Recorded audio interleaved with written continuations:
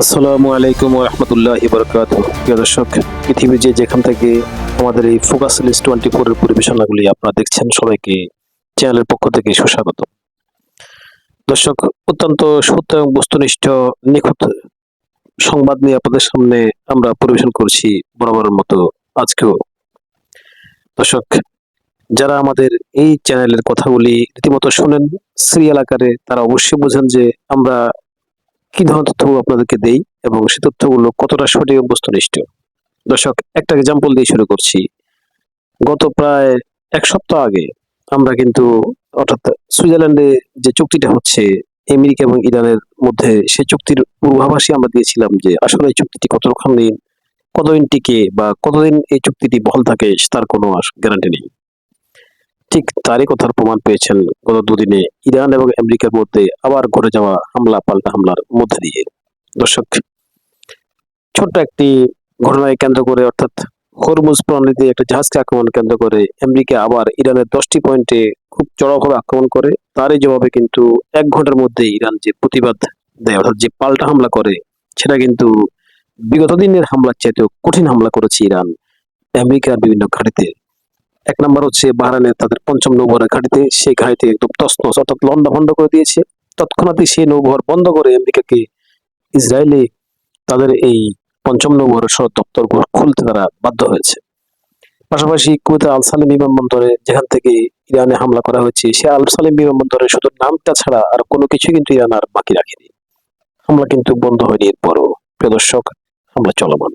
দর্শক, পাশাপাশি থাকছে বাংলাদেশের কিছু গুরুত্বপূর্ণ খবর, যা হচ্ছে ভারত হয়তো বাংলাদেশকে চিরতরে হারাতে যাচ্ছে।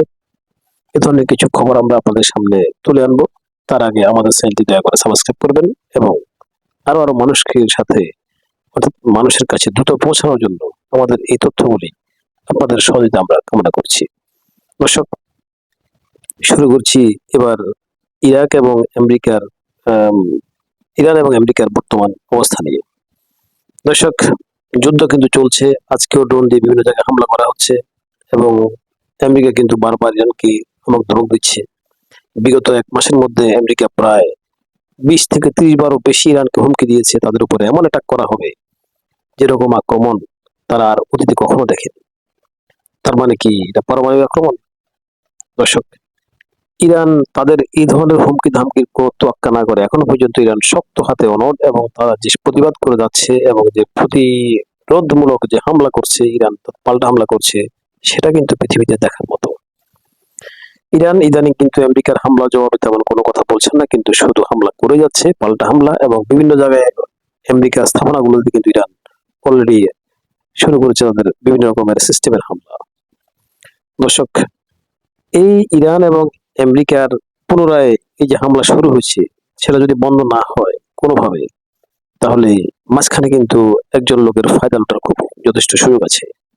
দর্শক, সে লোকটি কি আপনাদের কাছে আমি প্রশ্ন রেখে গেলাম। অর্থাৎ একটা লোক মানে একটা দেশের কথা আমি বলছি, তারা কিন্তু তাদের যথেষ্ট ফায়দা লুটার সুযোগ আছে এবং সেই সুযোগটা তারা হয়তো বা গ্রহণ করার জন্য যাবতীয় পদক্ষেপ তারা গ্রহণ করে ফেলেছে ইতিমধ্যে।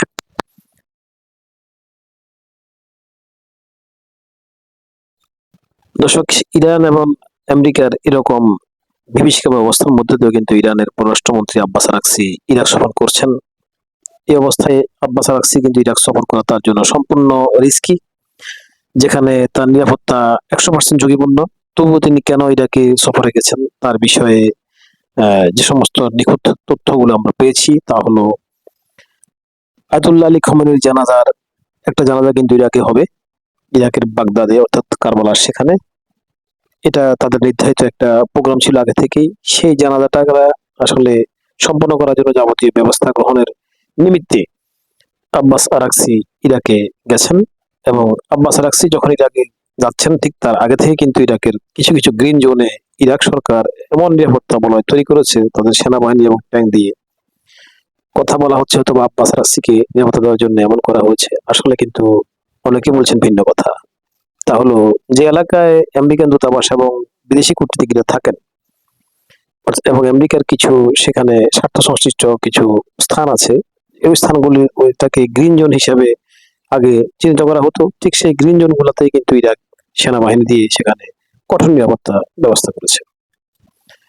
প্রিয় দর্শক, এরপর পরে কিন্তু আরেকটা কথা বলি যে আব্বাস আরাকচি যে ইরাকে গেছেন, সে ইরাকে শুধু আয়াতুল্লাহ খামেনির জানাজার বিষয়ে হয়তো বা কথা বলেই যে চলে আসবেন তা কিন্তু বিশ্লেষকরা ধারণা করছেন না। তিনি হয়তোবা সেখানে ইরাক এবং ইরান যে পাশাপাশি রাষ্ট্র, এই দু রাষ্ট্রের ভিতরে কিন্তু একটা সমন্বয় করার জন্য তিনি সেখানে যেতে পারেন, এবং এই বিষয়ে কিন্তু আব্বাস আরাকচির যথেষ্ট টেকনোলজি, তিনি যে অত্যন্ত দক্ষ এবং বিচক্ষণ তার প্রমাণ কিন্তু তিনি এর আগেও রেখেছেন। অর্থাৎ আমেরিকা এবং দখলদার রাষ্ট্রকে কোণঠাসা করার জন্য ইরাকের কিন্তু গুরুত্বপূর্ণ ভূমিকা থাকতে পারে, এবং সেখানে ভৌগোলিক বিষয়ে ইরাকের কিন্তু যথেষ্ট পরিমাণ প্রয়োজন আছে ইরানের জন্য।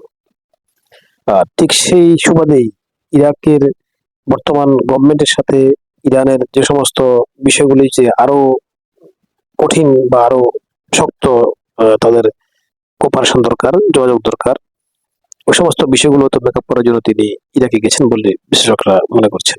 দর্শক, ইরাক এবং আমেরিকার যুদ্ধ কিন্তু আমরা এর আগেও বলেছি, এটা হয়তো বা শেষ হবে না, এই যুদ্ধ হয়তো আরো ছড়াতে পারে। বিশেষ করে আপনারা শুনেছেন যে সুইজারল্যান্ডের জেনেভাতে, সেখানে সুইজারল্যান্ডে আব্বাস আরাকচি, বাগের গালিবাফ, অর্থাৎ ইরানের যে স্পিকার আছে, স্পিকার বাগের গালিবাফকে এবং তার সাথে সাথে পাকিস্তানের সেনাপ্রধান আসিফ মনিরকে পর্যন্ত মোসাদ টার্গেট করেছিল যে তাদেরকে সেখানে শেষ করে ফেলবে। কিন্তু ঠিক তার পূর্ব মুহূর্তে অন্য একটা রাষ্ট্র, অর্থাৎ উঠে আসছে বিভিন্ন মাধ্যমে যে রাশিয়ার কথা, তাদের গোয়েন্দা বাহিনীর সহায়তায় তারা সেখান থেকে বেঁচে যান। ধারণা করা হচ্ছে আমেরিকারও হয়তো এখানে গ্রিন সিগন্যাল ছিল যে মোসাদের এই পদক্ষেপের বিপরীতে আমেরিকা কোনো পদক্ষেপ নেয়নি, এবং মোসাদ যদি যাদেরকে সেখানে শেষ করে দিতে পারে, হয়তো বা ইরান আবারও পঙ্গু হয়ে যাবে, এবং প্লাস পাকিস্তানকে একটা শিক্ষা দেওয়া গেল। এমনিতেই পাকিস্তানের উপরে কিন্তু নেতাকাকু এবং তার রাষ্ট্র ক্ষেপে আছেন। পাকিস্তান বারবার তাদেরকে ধমক দেয়, এবং বিনা দ্বিধায় পাকিস্তান তাদেরকে বিভিন্ন রকমের ধমকের সুরে কথা বলেন, সেটা তাদের সহ্য হচ্ছে না। তারা পাকিস্তানকে কিন্তু একটা শিক্ষা দেওয়ার অলরেডি পায়তারা করছেন। প্রিয় দর্শক, এবার আসছি আন্তর্জাতিক বিষয়ের শেষ কথা দিয়ে আবার শুরু করব বাংলাদেশের বিষয়। ইরান এবং আমেরিকার বর্তমান যে যুদ্ধ চলছে, এই যুদ্ধ কিন্তু আসলে চুক্তির মধ্যে দিয়ে শেষ হয় বলে বর্তমান সময়ে বিশ্লেষকরা কিন্তু সেটা মনে করছেন না। বিশ্লেষকরা মনে করছেন এই যুদ্ধ শেষ হতে পারে শক্তি প্রয়োগের মধ্যে দিয়ে, আর সে শক্তি প্রয়োগটা কতটুকু হতে পারে এখনো সেটা হচ্ছে চিন্তার বিষয়। অলরেডি আমেরিকার অনেকবার, আমি এর আগেও বলেছি আপনাদেরকে যে অনেকবার তাদের সর্বোচ্চ আক্রমণের ধমক দেওয়ার পরও কিন্তু ইরান বিচলিত হয়নি, এবং ইরান তার কঠিন জবাব দিয়েছে। অর্থাৎ আমেরিকার সর্বোচ্চ আক্রমণ বলতে হয়তো পারমাণবিক আক্রমণ বলে অনেকে মনে করছেন, যদি তাই হয়ে থাকে সেটাও কিন্তু ইরান পাত্তা দিচ্ছে না। কিন্তু প্রশ্ন হচ্ছে কেন ইরান পাত্তা দিচ্ছে না? তাহলে কি ইরানের মধ্যেও কোনো কঠিন শক্তি আছে? অর্থাৎ সেম শক্তি কি ইরানের মধ্যেও আছে? দর্শক, অনেক বিশ্লেষকদের মতামত হচ্ছে ইরানের কাছেও হয়তো এই ধরনের শক্তি থাকতে পারে, অথবা ইরানের মধ্যে এই ধরনের শক্তি নেই, কিন্তু তারা ভিন্নভাবে এমন আক্রমণের সেটিং করেছে যে যদিও সরাসরি আমেরিকাকে তারা আঘাত করতে না পারে, যদি ইরানে আমেরিকা তাদের সর্বোচ্চ আঘাতটা করে দেয়, তাহলে ইরান আমেরিকার যে দোসর রাষ্ট্র আছে সে রাষ্ট্রকে একদম তছনছ করে দেবে। এই ক্ষমতাটা তো ইরানের আছে। সেক্ষেত্রে ইরান হয়তো শক্ত জবাব দিচ্ছে, ইরান শক্ত পাল্টা জবাব দিচ্ছে, এবং ইরান আমেরিকার কোনো ধমককেই পাত্তা দিচ্ছে না। দেখা যাক আগামী দিনগুলোকে অবস্থা কোন দিকে যায়। দর্শক, সবসময় আমাদের সঙ্গে থাকবেন, আবার অনুরোধ করছি আমাদের চ্যানেলটি সাবস্ক্রাইব করবেন। এবার আসছি বাংলাদেশ প্রসঙ্গে। দর্শক, আপনারা জানেন যে খুব সম্প্রতি বাংলাদেশের প্রধানমন্ত্রী তারেক রহমান চীন সফরে গেছেন, অর্থাৎ মালয়েশিয়া হয়ে চীন সফরে গেছেন। সে চীনে তারেক রহমানকে যেভাবে লাল গালিচার সম্বোধনা দেওয়া হয়েছে, এবং চীনের যে বিশেষ টিম তারেক রহমানের সাথে দীর্ঘ 2 দিন ব্যাপী বৈঠক করেছে, এটা কিন্তু বিশ্বের বিভিন্ন দেশে অনেক সরকারের টনক নড়ে গেছে। তার মধ্যে আমাদের পার্শ্ববর্তী রাষ্ট্রের সরকারের কিন্তু ঘুম প্রায় হারাম। আমি যদিও রাষ্ট্রের নাম নিচ্ছি না, আপনারা হয়তো বুঝে ফেলেছেন। এরই মধ্যে চীন থেকে ঘোষণা আসলো বাংলাদেশের সাথে চীনের সরাসরি রুটে যোগাযোগ বার্মা হয়ে, এবং বাংলাদেশ সরকার সেখানে পজিটিভ সূচক সম্মতি দিয়েছেন। দর্শক, এটা ছিল আমরা মনে করি বাংলাদেশের জনগণের একটা অনেক দিনের চাওয়া, যে বাংলাদেশের একটা সেকেন্ড করিডোর তৈরি হোক, যে করিডোর দিয়ে বাংলাদেশের মানুষ সারা পৃথিবীর সাথে যুক্ত হতে পারে। দর্শক, এটা কি আপনারা চান নাকি চান না, সে বিষয়ে আমাদের মন্তব্য আমাদের কমেন্টে জানান। এরপর পরে কিন্তু চীনের সাথে বাংলাদেশের যে সমস্ত সমুদ্র সড়কগুলি স্বাক্ষরিত হয় তার মধ্যে অন্যতম হচ্ছে নদী শাসন। তিস্তা নিয়ে কিন্তু আমরা দেখেছি আমাদের পার্শ্ববর্তী রাষ্ট্রের যুগের পর যুগ টালবাহানা করে তারা তিস্তার কোনো সমাধান করেনি। তবে বর্তমানে চীনের পক্ষ থেকে যে প্রস্তাবনা দেওয়া হয়েছে যে বাংলাদেশের অভ্যন্তরে চীনের যে ব্যবস্থাপনা তৈরি হবে এই তিস্তা নদীর পানি শাসনের মধ্যে, তা হলো ভরা মৌসুমে যখন তিস্তা যখন খুব ভয়ঙ্কর হয়ে ওঠে তখন কিন্তু তিস্তার এই পানিটাকে কিন্তু বাংলাদেশে চীনের এই টেকনোলজির মধ্যে দিয়ে, চীনের প্রযুক্তির মধ্যে দিয়ে কিন্তু এই ধরনের ভয়ঙ্কর পরিস্থিতি থেকে, অর্থাৎ ধরাডুবির পক্ষ থেকে বাংলাদেশকে রক্ষা করার জন্য যাবতীয় ব্যবস্থা গ্রহণ করা হবে। পাশাপাশি সমর শক্তিতে বাংলাদেশের সাথে চীনের যে চুক্তি হচ্ছে তা হলো চীনের যে জেফ-10C থান্ডার বিমান, আমি এর আগে আমার অনেক ভিডিওতে বলেছি, হয়তোবা বাংলাদেশ সেটা কিনতে যাচ্ছে। আর ইতিমধ্যে বিভিন্ন সংবাদ তরফ থেকে শোনা যাচ্ছে যে বাংলাদেশের সাথে চীনের এই 24টি বিমান, অর্থাৎ জেফ-10C, এই পঞ্চম প্রজন্মের বিমানটি 24টা কেনার একটা মোটামুটি সম্মতি হয়েছে। দর্শক, কথা হচ্ছে আমি যে কথাটি বলেছিলাম যে ভারত বাংলাদেশকে হারাতে যাচ্ছে কেন চিরতরে। ভারত এবং বাংলাদেশ বরাবরের মতো বন্ধু রাষ্ট্র, পাশাপাশি রাষ্ট্র। আপনার প্রতিবেশীর সাথে যদি আপনার সুসম্পর্ক না থাকে, ভালো সম্পর্ক না থাকে, সেখানে আসলে কেউ ভালো থাকার কোনো অবকাশ নেই। সেক্ষেত্রে বিগত প্রায় 15 বছর বা তারও বেশি সময় ধরে ভারতের যে সমস্ত পদক্ষেপগুলি বাংলাদেশের জন্য নেওয়া হয়েছে সেটা আসলে বুমেরাং হয়ে ভারতের দিকেই সেটা গেছে। এক নম্বর কথা, পেঁয়াজের কথা বলি। ভারত কিছু হলে বাংলাদেশের সাথে এসে পেঁয়াজ আটকে দিয়ে বাংলাদেশের পেঁয়াজের দাম হু করে বাড়িয়ে দেয়, অর্থাৎ 30 টাকার পেঁয়াজ 250 টাকা 300 টাকা পর্যন্ত বাংলাদেশে বিক্রি করা হয়েছে অতীতে। সে পেঁয়াজ যখন বাংলাদেশ আমদানি অলরেডি ভারত থেকে বন্ধ করে দিয়েছে, অর্থাৎ ভারত যখন কথায় কথায় পেঁয়াজটা রপ্তানি করাটা থেকে দিত বা বন্ধ করে দিত বাংলাদেশকে শিক্ষা দেওয়ার জন্য, ঠিক তখন বাংলাদেশের মানুষ পেঁয়াজ নিয়ে খুব কষ্ট করতো। আর বাংলাদেশ যখন পেঁয়াজের জন্য বিকল্প ব্যবস্থা তৈরি করে ভারত থেকে আমদানি বন্ধ করে দিয়েছে, তখন সেই ভারতের পদক্ষেপটা বুমেরাং হয়ে তাদের দিকে ফিরে গেছে। রাস্তায় রাস্তায় ভারতের পেঁয়াজ পৌঁছেছে, কোনো পেঁয়াজ এক্সপোর্ট করতে পারেনি। অর্থাৎ বাংলাদেশ ভারতের পেঁয়াজের বিশাল একটা ক্রেতা দেশ। বাংলাদেশের যে পেঁয়াজগুলি কিনছে না, সেই পেঁয়াজগুলি ভারতের রাস্তায় পৌঁছেছে। কৃষকরা হাহাকার করেছে, সরকারকে দোষেছে। দ্বিতীয় পদক্ষেপ নিয়েছে ভারত বাংলাদেশের যে কোনো ধরনের ভিসা বন্ধ করে, অর্থাৎ চিকিৎসা ভিসা বন্ধ করেছে, পর্যটন ভিসা বন্ধ করেছে। আপনারা জানেন যে ভারতের পশ্চিমবঙ্গ, কলকাতা সহ বেশ বিশাল একটা অর্থাৎ সেক্টর আছে যেটা বাংলাদেশের লোকেরা সেখানে চিকিৎসা করতে গেলে তাদের সেই ব্যবসাটা কিন্তু চলমান হয়।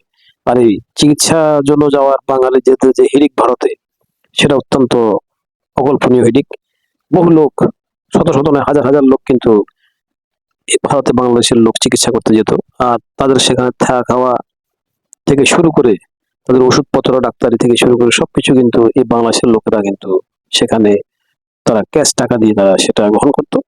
আর এদের মধ্যে এই ব্যবসা চলতো ভারতের হোটেল ব্যবসা, রেস্টুরেন্ট ব্যবসা এবং বিশেষ করে ডাক্তারি লাইনে যে সমস্ত প্রতিষ্ঠানগুলি, যারা ডায়াগনোসিস লাইনে আছে সেই সমস্ত ব্যবসা। অর্থাৎ অনেকগুলি লোক, হাজার হাজার লোক বাংলাদেশিদেরকে এই সেবাগুলো দিয়ে তারা প্রচুর টাকা ইনকাম করতো।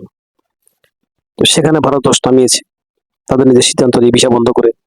ঠিক তখনই কিন্তু চীন বাংলাদেশের চিকিৎসার জন্য তাদের ভিসাটা উন্মুক্ত করে দেয় এবং বাংলাদেশের লোকদের জন্য চীনে ভারতের চাইতে আর দ্বিগুণ নয়, আরো দ্বিগুণের চাইতেও বেশি পরিমাণ সেবার দরজা তারা খুলে দেয়। তখন ভারতে মানুষদের, বাঙালিদের চিকিৎসা নেওয়ার হিকটা একটু কমে যায়। সেখানেও কিন্তু ভারতের পদক্ষেপটা বুমেরাং হয়ে তাদের দিকে ফিরে গেছে। এরপর ভারত যে গরু রপ্তানি বন্ধ করলো, যে বাংলাদেশে তারা গরু রপ্তানি করবে না, বাংলাদেশও ভারতের কাছ থেকে গরু আমদানি করা বন্ধ করে দিল, ভিন্ন দেশ থেকে আমদানি করলো। আর তখন ভারতের হাজার হাজার গরু যারা মালিক, তাদের কান্নাকাটি আপনারা বিভিন্ন ভিডিও দেখেছেন। তারা সরকারকে দোষেছে, গালমন্দ করেছে এবং বলেছে তাদেরকে পথে বসিয়েছে। দীর্ঘদিনে তাদের এই যে লগ্নি একটা গরু কিন্তু তারা বিক্রি করা পর্যন্ত তাদের যে গরু ভরণ পোষণ, গরু যে চালিয়ে যাওয়া এবং গরুকে রক্ষণাবেক্ষণ করার জন্য যে খরচ আছে তারা সে খরচটা পর্যন্ত উঠতে পারেনি। অনেক গরুর মালিক তারা বাজারে অর্থাৎ গরু বিক্রি করতে এনে কোনো ক্রেতা না পেয়ে আবার বাড়িতে ফিরিয়ে নিয়েছে। মিডিয়া অনেকগুলো দেখিয়েছে, অর্থাৎ ভারতের সমস্ত কর্মকাণ্ডগুলো কিন্তু তার বুমেরাং হয়ে তাদের দিকেই ফিরে গেছে। প্রিয় দর্শক, এরপরও যদি প্রতিবেশী রাষ্ট্রের সম্পর্কের ক্ষেত্রে তাদের সিদ্ধান্ত না পাল্টায় এবং তাদের যদি ডিসিশন অর্থাৎ তাদের তৈরি করা যে প্ল্যান, এই প্ল্যান যদি তারা চেঞ্জ না করে, তাহলে হয়তোবা বাংলাদেশ ভারতের থেকে চিরতরে মুখ ফিরে দিয়ে বাধ্য হবে। এবং পৃথিবীতে বহু রাষ্ট্র আছে যারা বাংলাদেশকে চায়, বাংলাদেশের দিকে হাত বাড়িয়ে আছে।